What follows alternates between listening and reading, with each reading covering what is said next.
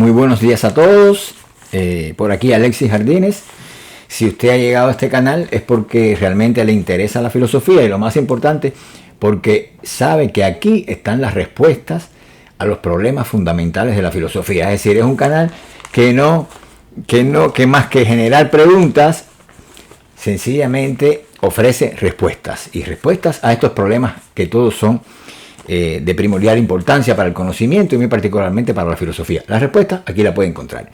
Hoy les quiero comentar acerca de algo, puesto que en el video anterior les estuve hablando de la cuarta, o sea, de la edición 14 del Congreso Internacional de Filosofía, del Congreso Internacional de Ontología. Les hablé de un filósofo que había sido entrevistado en los marcos de este congreso y que había expresado su opinión acerca de los multiversos, ¿no? Porque mi vídeo anterior fue sobre los universos paralelos, los muchos mundos, etc. Bueno, se me había olvidado el nombre de este físico y filósofo, ¿verdad?, estadounidense, que les mencioné en el vídeo anterior. Como dije ya, es David Wallace. Entonces, Wallace es como sencillamente, cuando fue entrevistado, se le hizo la pregunta principal, el meollo de la entrevista era acerca, obviamente, de los universos paralelos, de los multiversos, etcétera. Y él, pues, estaba allí en ese congreso, en esa edición del congreso, porque obviamente le interesaba el tema del multiverso y es partidario de esta teoría, yo diría hipótesis, ¿no?, para llevarla bien. Entonces, a la pregunta de cuál es la mejor alternativa para al entender la mecánica cuántica, pues él responde que es el multiverso la mejor manera de entender la mecánica cuántica, ¿no? Yo, como dije en el video anterior, participé en la cuarta edición de este Congreso Internacional hace ya 23 años y les hablé de esto. Y esto fue lo que dije en aquella oportunidad. Hoy se los traigo aquí para ponérselo al alcance de ustedes, puesto que encontré una versión que no sé si es la definitiva, pero igual yo cuando escribo no suelo hacer cambio después, así que pueden estar seguros que es exactamente la misma, ¿no? Entonces, yo dije esto puesto que en lugar de reparar hace ya 23 años, ¿verdad?, en lugar de reparar en estas variantes alternativas que concurren todas acerca en torno al problema de la medición, pues una de ellas, como dije en el video anterior, que es el multiverso, pues yo llamé la atención al tema del tiempo como concepto fundamental cuyo desvelamiento es la vía para resolver de una buena vez, de un golpe, el problema de la medición, el problema de la interpretación y el problema de la comprensión de la mecánica cuántica. En el entendido de que esa era mi posición, pues esto fue lo que yo o sea, cuando en la conferencia mía fue esta que les voy a decir a ustedes, les voy a leer a ustedes ahora para que esté al alcance de ustedes, ¿no? Entonces la llevé con otro título. El título, si mal no recuerdo, era, o sea, ahora les puse a ustedes, entienda la naturaleza del tiempo y entenderá la mecánica cuántica, puesto que esa frase que ven ahí atrás resume toda la idea, ¿no? Pero bueno, yo llevé esto con un título que era la física sobre paradojas y un subtítulo que era los fundamentos de la mecánica y el problema del tiempo. Entonces vamos a escuchar, para aquí está la solución de por lo menos la que yo propongo y cómo yo hago hincapié en el hecho de que en primer lugar, de que es necesario entender que los fenómenos cuánticos, las cosas que nosotros observamos en el mundo cuántico también están presentes en el mundo macroscópico. Y entonces, desarrollando esta idea de que hay una sola interpretación para la mecánica, y obviamente es cuántica, pues nosotros podemos llegar a entender qué es el tiempo, cuál es su naturaleza, y ahí está el meollo de todo. O sea, que ninguna de estas variantes son que están relacionadas con el tema de la medición e incluso con la interpretación de la mecánica cuántica son satisfactorias desde mi punto de vista. Creo que por ahí no van los tiros y que el meollo de todo es entender la naturaleza del tiempo, y con eso podríamos entender no solamente la mecánica cuántica, sino la clásica también, ¿ok? Entonces, lo que yo comencé con estas palabras. El célebre físico Max Born comenzó su conferencia Nobel con la siguiente revelación. Los trabajos, y cito a Max Born, los trabajos por los que he sido honrado con el premio Nobel del año 1954 no contienen el descubrimiento de ningún fenómeno natural nuevo, sino los fundamentos de una nueva forma de pensar acerca de los fenómenos naturales. Fin de la cita. Y continúo. En gran medida, estas palabras constituían una estrategia de investigación para la física de la segunda mitad del siglo XX, la cual, lamentablemente, extravió el camino. El hecho que llegara a imponerse la interpretación estadística de la mecánica cuántica ante los intentos de retomar a las descripciones clásicas exactas no significó todavía un desarrollo real desde el punto de vista probabilístico. Haciendo un balance de todo el trayecto recorrido en estos 100 años, desde que Planck diera a conocer lo que pudiera considerarse el descubrimiento fundacional de la mecánica cuántica, me refiero al cuanto de acción, lo primero que salta a la vista es la naturaleza paradojal de la nueva física, correlativa a cierta situación estacionaria en el plano de la teoría, si exceptuamos aquellas décadas de oro en la primera mitad del siglo. En efecto, se reconoce un serio estancamiento de la física teórica a partir de la segunda mitad del siglo XX, quiero decir, ¿no? Del siglo XX, mientras las paradojas siguen sin solución.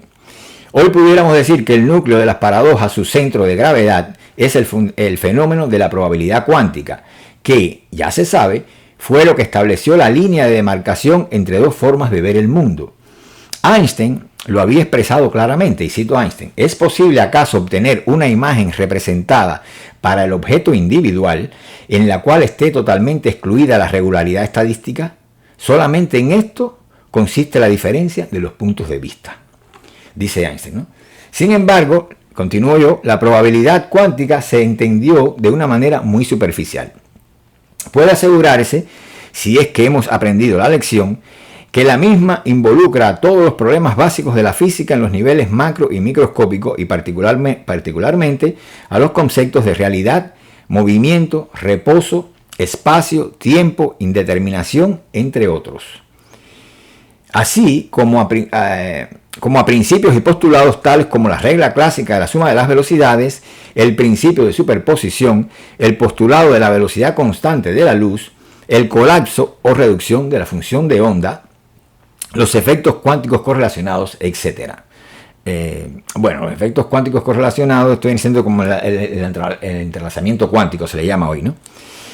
El problema, esto recuerden que tiene 23 años, ¿no? Esto que estoy hablando aquí, lo dije yo hace 23 años, y desde los 80 venía yo llamando la atención al hecho de que la indeterminación es un fenómeno que podemos observar en el mundo macroscópico. Es decir, la indeterminación que tanto escándalo y tanta polvareda levantó es propia también del movimiento de los cuerpos macroscópicos. Eso vengo yo diciendo desde los 80, desde que estaba ya en los últimos años de mi carrera. Entonces, bueno, y aquí obviamente, pues ustedes verán cómo lo explico también, ¿no? El problema no reside, pues, en descubrir nuevos fenómenos, sino en comprender de otra manera los fenómenos ya existentes, siguiendo la línea interpretativa de Max Born. Por demás se mostraban reacios a la interpretación coherente, es decir, a la clásica, ¿no? Esto siguiendo a Einstein, siguiendo a Max Born. Entonces, de entender de atender al legado de Born, en las palabras de apertura de su discurso Nobel, la tarea de dar una nueva interpretación de los fundamentos sobre los que se sostiene nuestra concepción científica del universo vendría a ser la exigencia primordial de la nueva física. Esa nueva visión de las cosas que Born ha llamado interpretación estadística tiene raíces muy profundas, a tal punto que son compartidas con su antecesora, pues la mecánica clásica y las relativistas pueden ser interpretadas en términos probabilísticos. Y aquí estoy introduciendo la idea que les dije. Willis Lamb, premio Nobel, Lamb estaba presente allí, obviamente, en ese congreso, participó también. Willis Lamb, premio Nobel, presentó en su conferencia de clausura de la primera etapa del congreso el cuarto en que yo asistí, en Madrid el formalismo matemático de lo que él llamó una mecánica clásica probabilista. Es decir, aquel congreso transcurrió en Madrid, San Sebastián, ¿no? Entonces se clausuró una primera etapa en Madrid y de ahí nos movimos hacia San Sebastián a hacer la segunda parte del congreso y concluirla allí, ¿no? Entonces, pues él presentó eso, ese formalismo matemático que le llamó la mecánica clásica probabilista. Fíjense ustedes que el título ese, qué sugerente. Es un esfuerzo serio y muy digno de tener en cuenta, obviamente, porque por ahí van los tiros. O sea, tiene mucho de interés el hecho de leer la mecánica clásica en términos probabilistas, ¿no? Yo también entiendo eso. Lo que pasa es que hay una diferencia, hay otro camino, ¿no? Y entonces ese camino que quizás complementario, como digo aquí, en el que la solución se busca no en un nuevo aparato matemático, en el caso de Willis Lamb, sino en la interpretación del ya existente. Me refiero a la ecuación de Schrödinger. La interpretación estadística del cuadrado del módulo es solo el punto de partida para extender a toda la mecánica cuántica el concepto cuántico de probabilidad. Este paso, como es sabido, Bohr no lo dio. Pero cabría la pregunta: ¿en realidad es posible la descripción exacta del movimiento de los cuerpos macroscópicos de la física clásica? Por supuesto que no, digo yo ahí, ¿no?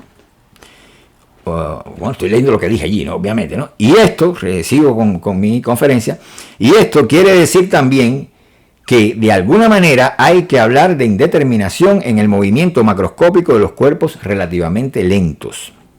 Sin embargo, podríamos ir más lejos, ya que las trayectorias dinámicas de la física clásica no describen el movimiento, sino el reposo. Y esto es una cosa que estoy introduciendo aquí, que es un bombazo porque es absolutamente novedosa, ¿no? Entonces, fue novedosa y sigue siendo novedosa, ¿no? Entonces, en efecto, cuando se habla de exactitud en las descripciones clásicas, por lo que se entiende la atribución simultánea de los significados del impulso y de las coordenadas a un móvil, así mismo idéntico, se tienen en cuenta idealizaciones de trayectorias que no son otra cosa que secuencia, o más bien series, de estados de reposo. Ya el griego antiguo Zenón de Lea había llamado la atención al hecho de que una flecha en vuelo en cada momento ocupa una determinada posición en el espacio, o sea, ocupa un lugar, y de este no sale. Como resultado, la flecha no puede moverse, toda vez que en ningún momento abandona su lugar. No se pregunta, bueno, pero es que alcanza el objetivo. Las razones son otras, ¿verdad? Entonces, esto hay que entenderlo y explicarlo de otra manera. Yo lo he explicado en mis vídeos, sé que vayan atrás a los vídeos que tengo ahí y búsquenlo, por favor. Vamos a seguir con mi intervención, ¿no? De modo semejante, las trayectorias de la física clásica no son más que series de estado de reposo, donde en cada momento el cuerpo tiene una localización exacta. En la mecánica cuántica no relativista, el cuadrado del módulo de la función de onda expresa la densidad de probabilidad de las coordenadas de la partícula. No otra cosa muy distinta ocurre con el movimiento macroscópico, aunque las ecuaciones clásicas no sean aptas para traducir el movimiento sino el reposo. Si seleccionamos un sistema de referencia con el propósito de describir el movimiento de un objeto clásico, tendremos siempre la posición de dicho objeto dentro de una determinada porción de espacio. Para lograr su posición exacta, sería necesario trasladar el sistema de referencia al cuerpo en movimiento. Como había notado el filósofo Hegel durante el movimiento, oigan bien esto, como Hegel había notado ya, durante el movimiento el cuerpo no se encuentra ya en el lugar inicial, pero todavía no se encuentra en el lugar siguiente. A lo sumo, podríamos decir que el cuerpo se encuentra entre dos lugares. De encontrarse actualmente en uno de ellos, estaría en reposo. De manera que también en el caso del movimiento de los cuerpos macroscópicos hay que hablar en términos de probabilidad de su localización exacta. Inténtese determinar el lugar que ocupa un pájaro en pleno vuelo. Si no se detiene mentalmente el vuelo del ave, no se podrá determinar con exactitud su posición. La serie de estas detenciones constituye la trayectoria, pero el ave real siempre se encuentra entre un punto y otro de esa trayectoria. Y en el intervalo acotado por esos dos puntos, el objeto móvil, en nuestro caso el ave, tiene un comportamiento no puntual. El pájaro en vuelo expresando esto en un lenguaje no lineal, se encuentra potencialmente presente en toda una región espacial, o lo que viene a ser lo mismo, se encuentra esparcido, ocupando con igual probabilidad todo un volumen del espacio. Este punto es clave en el entendido de que no solamente nos está haciendo ver que la naturaleza del movimiento macroscópico y el movimiento cuántico es la misma. Es una naturaleza común. Si logramos entender bien el movimiento macroscópico, que es el que no entendemos, estamos al revés, ¿verdad? Sino que también es importante para demitificar este asunto de que en la mecánica cuántica una partícula puede estar en dos lugares a la vez o en disímiles lugares a la vez, etcétera, etcétera. No se trata de eso. Lo que está así, en ese modo de darse, no es la partícula, es otra cosa. Ahí está el punto. ¿Ok? O sea, no es el corpúsculo. Recuérdense que una partícula elemental es onda-corpúsculo. Luego, no es el corpúsculo lo que está. Es imposible que un corpúsculo o una partícula elemental entendida en su lenguaje corpuscular pueda estar en dos lugares a la vez. No es posible. Eso es falso, como dije en el vídeo anterior. Pero tampoco puede estar, mucho menos podría estar en múltiples lugares al mismo tiempo. Olvídense de eso. Lo que está así es otra naturaleza de la partícula. Cuando estamos hablando en esos términos, estamos hablando ya de otra dimensión de la propia partícula elemental, si consideramos que ella es onda corpúsculo, ¿verdad? Y ahí es donde se confunde todo el mundo. Por lo tanto, les repito este último pedazo, ¿no? Esta última parte. Y en el intervalo acotado decía, la serie de estas detenciones constituye la trayectoria. Fíjense que una trayectoria dinámica no es más que una serie de estados de reposo. Eso es lo que se llama trayectoria dinámica en la física clásica.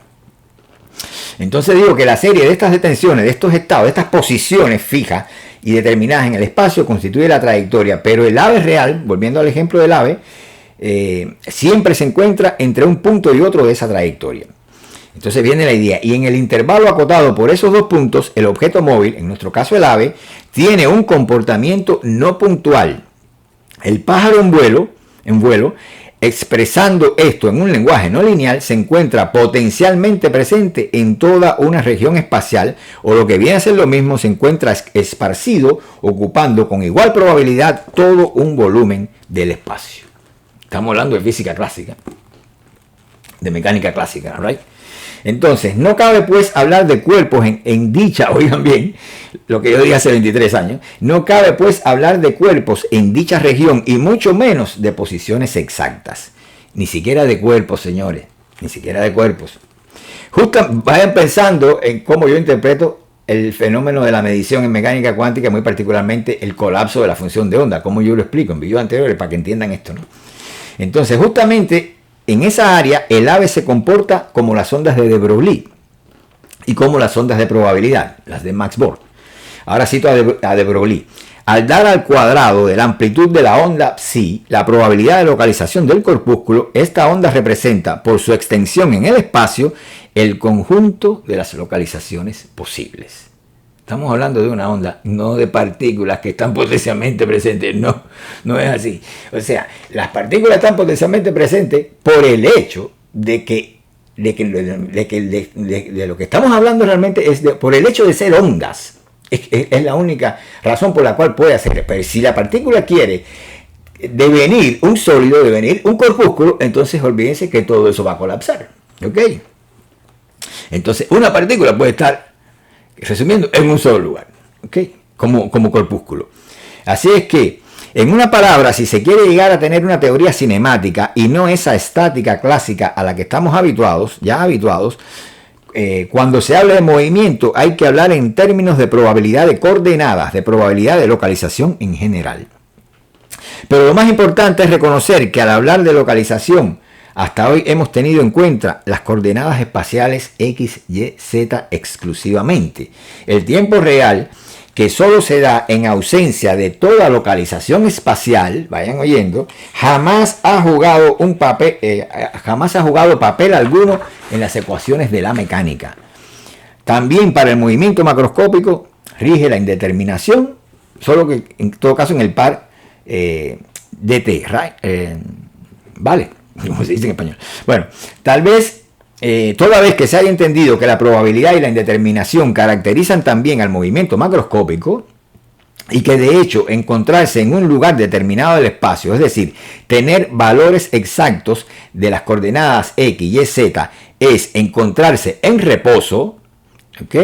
Podemos preguntarnos, ¿qué sucede realmente en la teoría de la relatividad con los sistemas de referencia? Y ahí voy a explicarlo. Las transformaciones de Lorentz, ya dejamos la física clásica, vamos ahora a la teoría de la relatividad.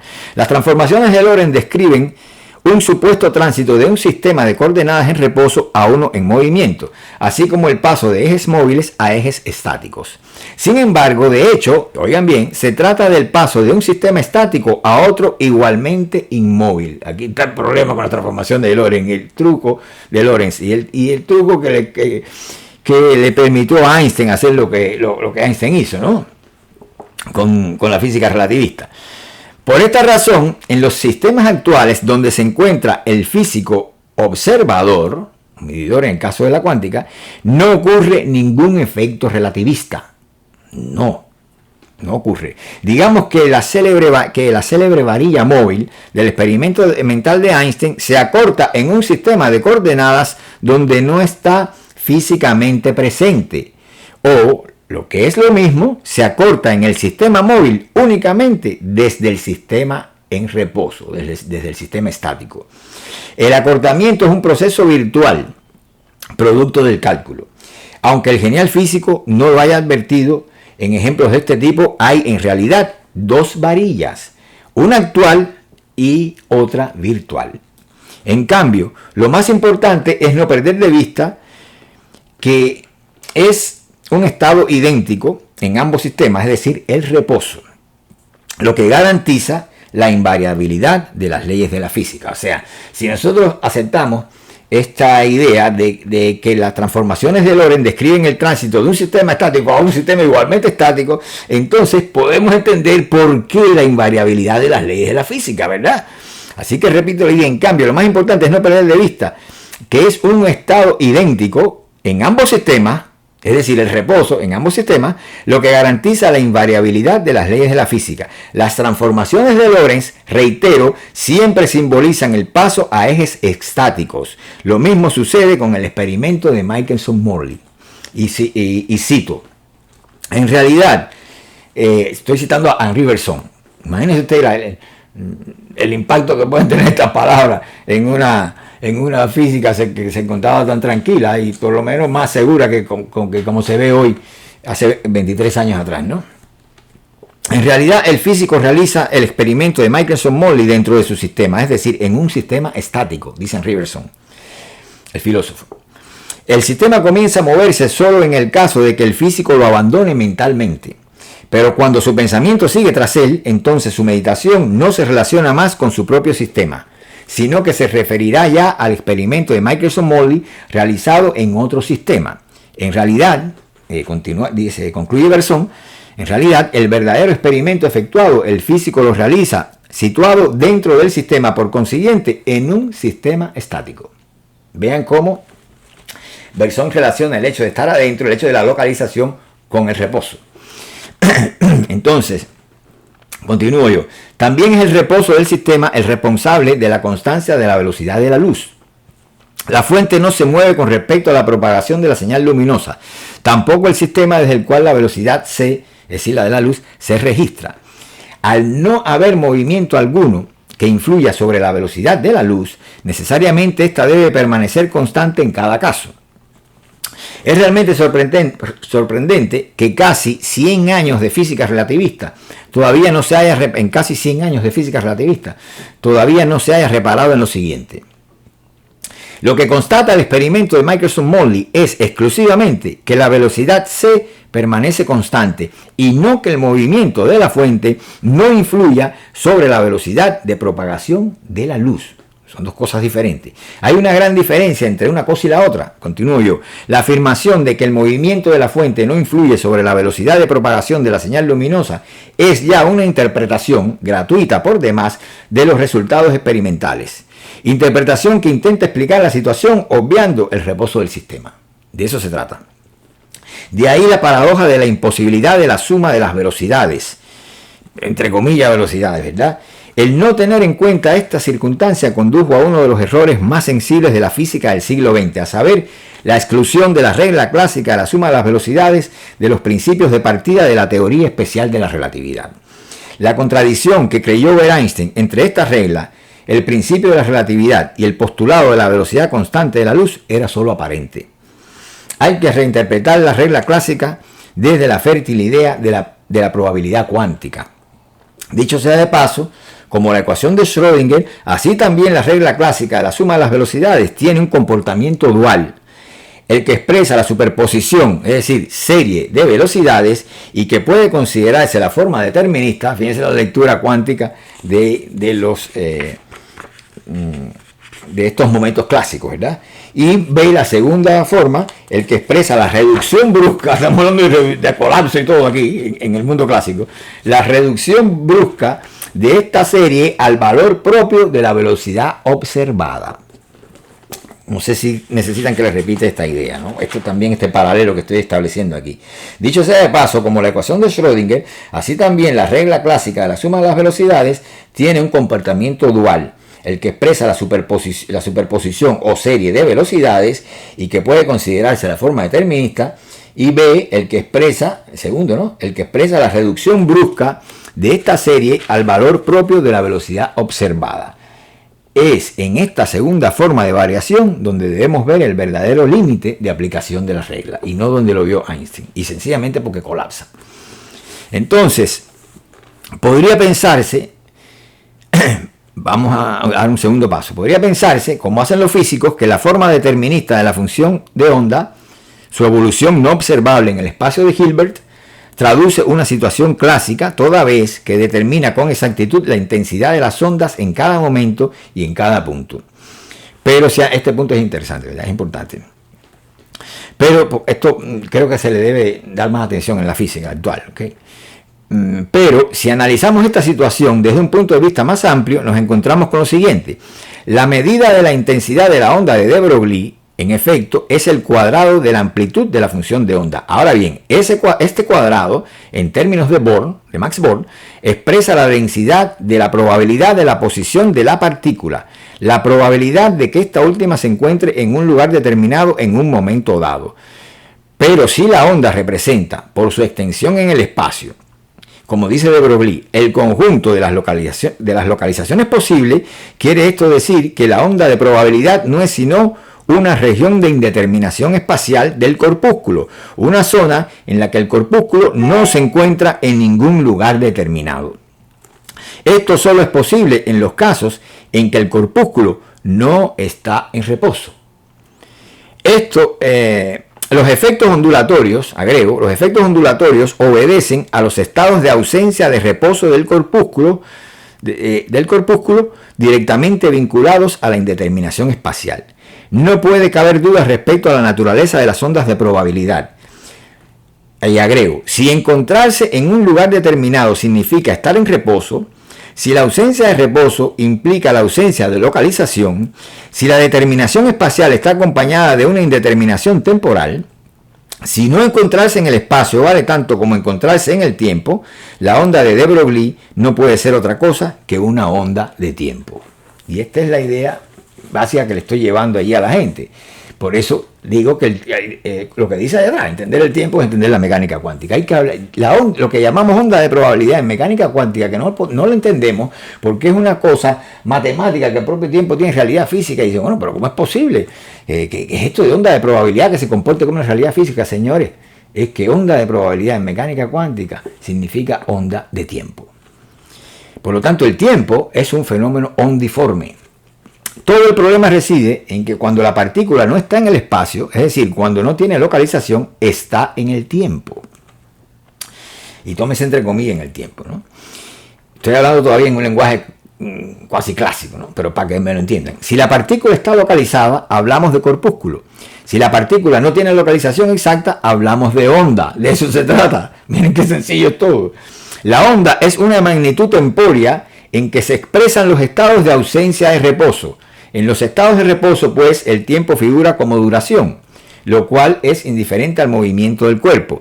El tiempo, de esa manera, cobra una dimensión existencial, no física, no mecánica. Si se intenta medir, se espacializa, se vuelve pura geometría trayectorial. El significado físico del tiempo solo tiene lugar en el movimiento. En los estados de ausencia de reposo y por consiguiente de ausencia de localización espacial, el tiempo figura como algo tangible, susceptible de ser constatado en toda su particularidad, y no como un soplo espiritual o un sentimiento interno carentes de significado físico.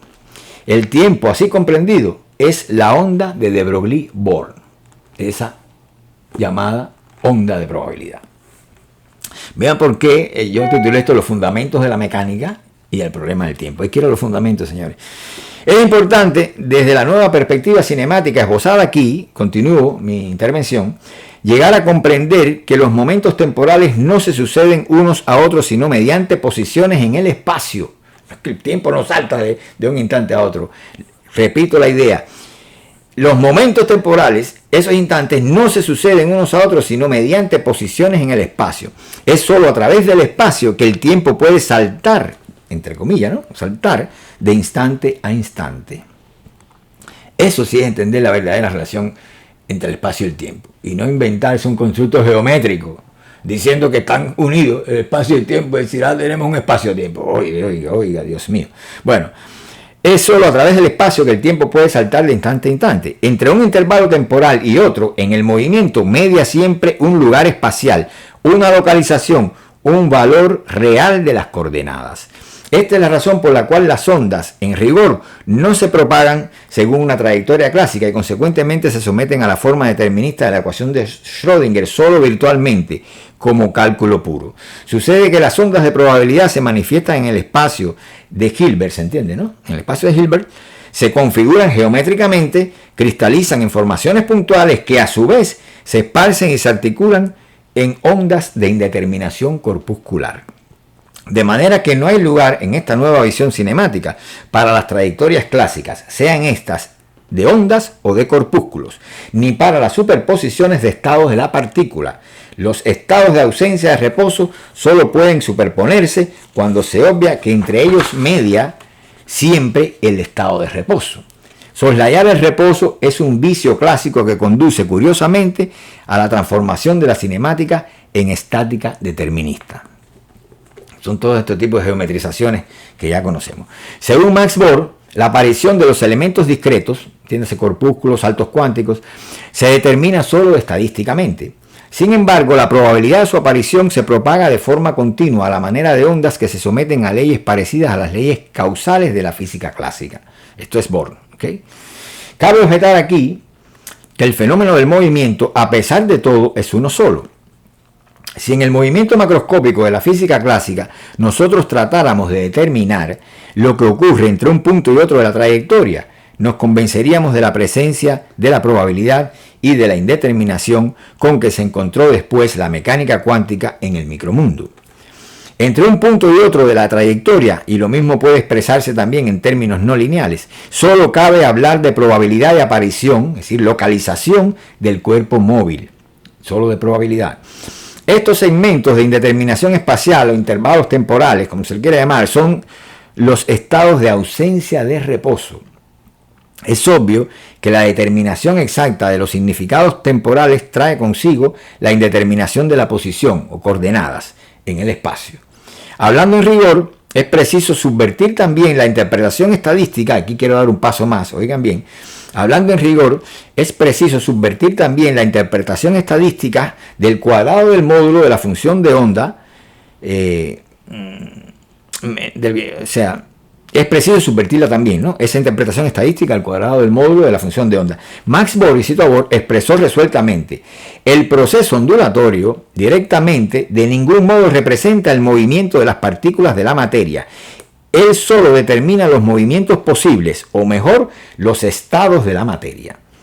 Justamente es lo contrario, según mi punto de vista, a lo que dice Born. El proceso ondulatorio representa los estados de ausencia de reposo de las partículas y de ningún modo esos estados de reposo que la física ha venido comprendiendo a título de movimiento de las partículas o a título de trayectorias.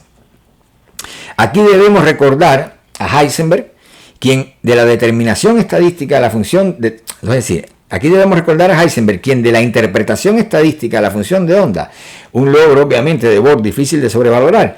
No obstante eso, Heisenberg dijo: incluso estos resultados no dieron, y lo cito, una interpretación completa de la teoría cuántica, por cuanto quedaba abierta la pregunta acerca de cómo entender la teoría, de cómo entender en la teoría el término estado.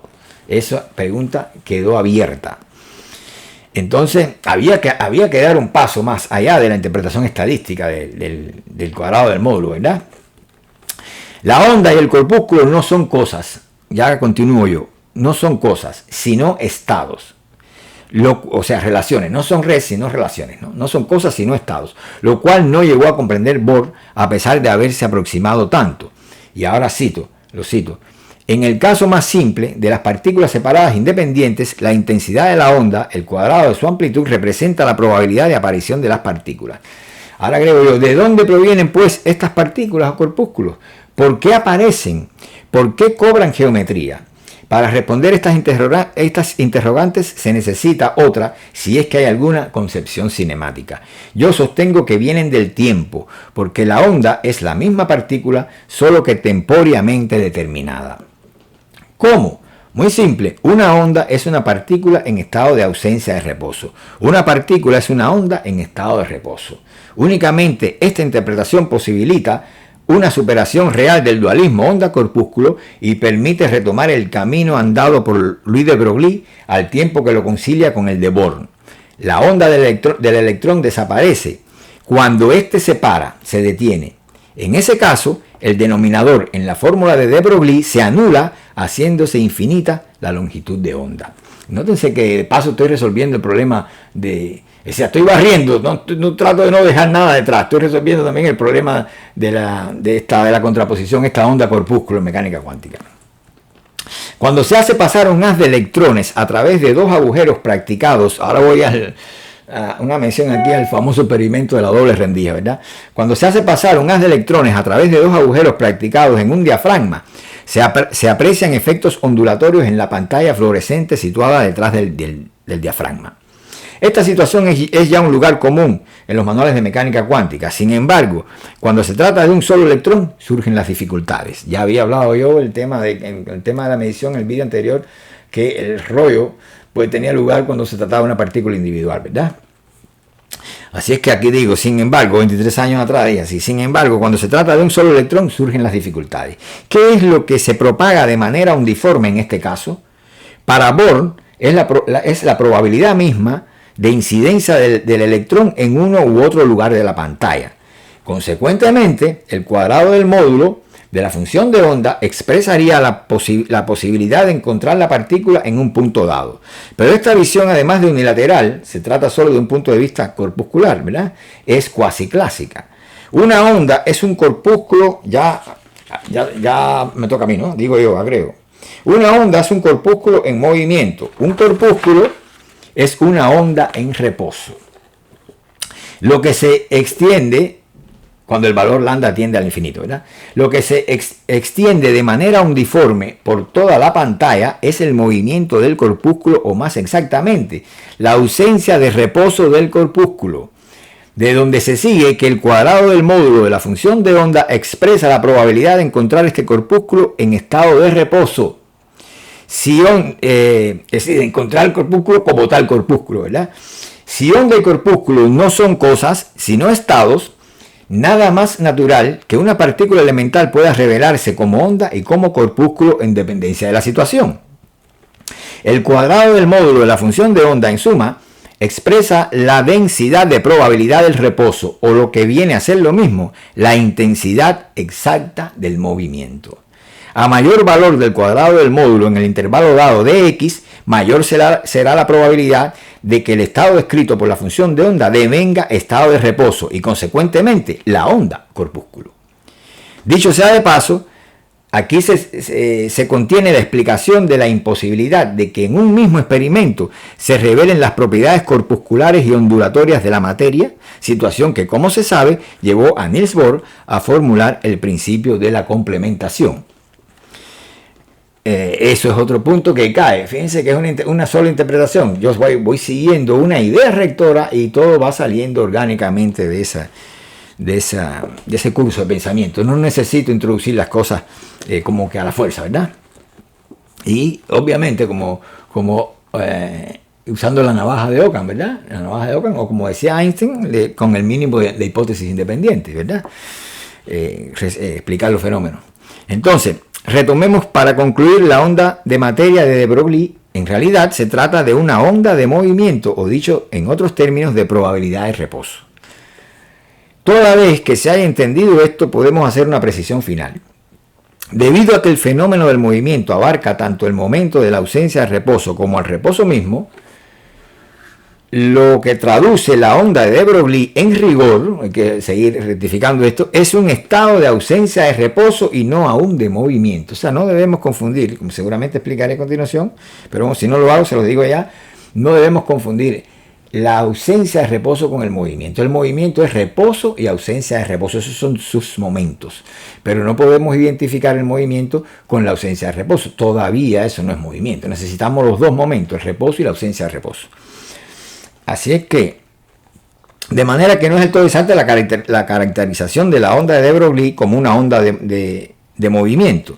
En tanto esa expresión de un estado de ausencia de reposo, la onda de probabilidad de Broglie-Bohr es una onda de tiempo.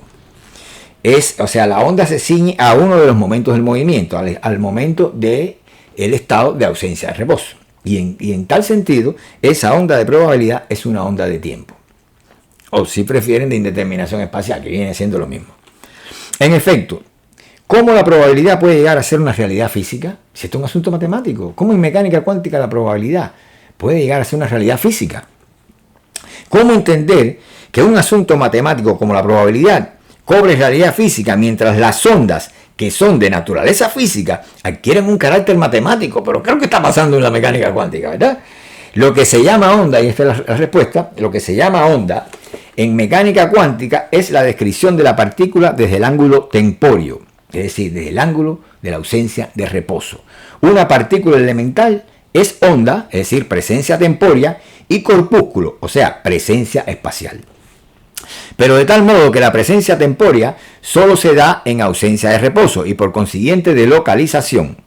Al resultar ambas cosas simultáneamente, a la partícula elemental no le queda otra salida que la de ser una unidad elemental de movimiento, una síntesis del reposo y de la ausencia de reposo.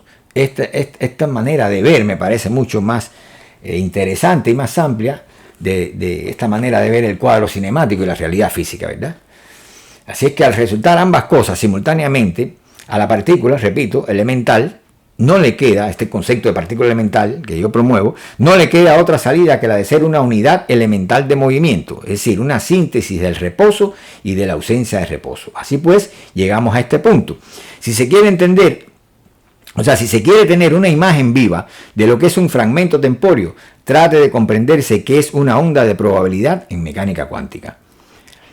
El tiempo cuyo rostro había permanecido hasta hoy oculto a los físicos, se manifiesta en forma de ondas. Es, en suma, un fenómeno ondiforme. En una visión cinemática del universo, el objeto resulta antes bien esparcido por todo un volumen o zona de indeterminación. Esta zona es el cuerpo mismo determinado en el tiempo. O para ser más preciso, determinado temporiamente, porque no está ahí, no es un lugar, sino determinado temporiamente.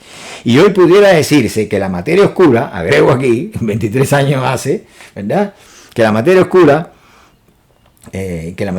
tan incomprensible e inexplicable para los astrofísicos, era un fenómeno bien novedoso en aquel momento, pero a su vez tan real, esa materia oscura, es la imagen del tiempo. De ella proviene la materia ordinaria visible y toda manifestación puntual, porque el axioma fundamental de la nueva cinemática, hacia la que yo propongo, es que los objetos no arriban en su movimiento de un sitio vecino del espacio homogéneo, sino que siempre provienen del tiempo. Lo que permite explicar de un golpe tanto la traslación mecánica de los cuerpos como la materialización de los mismos.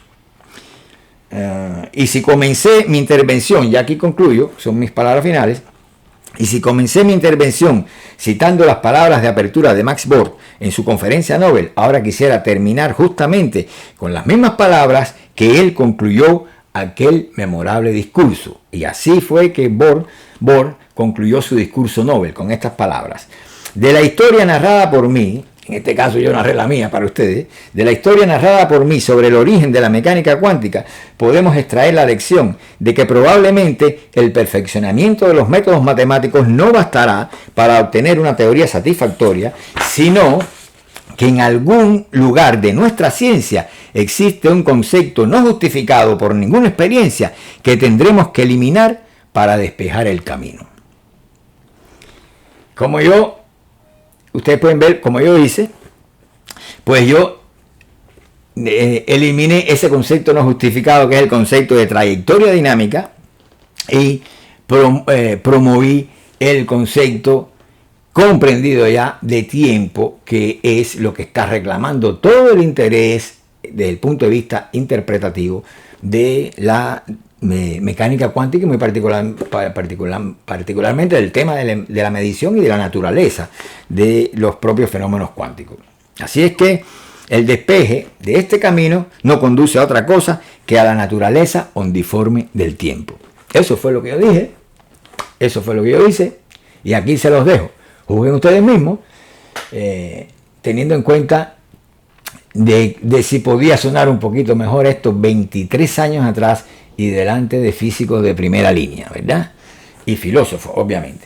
Entonces, esta es mi respuesta. Yo no sé si visiten la 14 edición de este famoso Congreso Internacional de Ontología, muy bueno, congreso, y veamos si hemos avanzado defendiendo a estas alturas la hipótesis del multiverso, o si hemos retrocedido. Muchas gracias y nos vemos en un próximo vídeo. Y por favor, su like sería de muy buen gusto aceptarlo aquí en mi canal.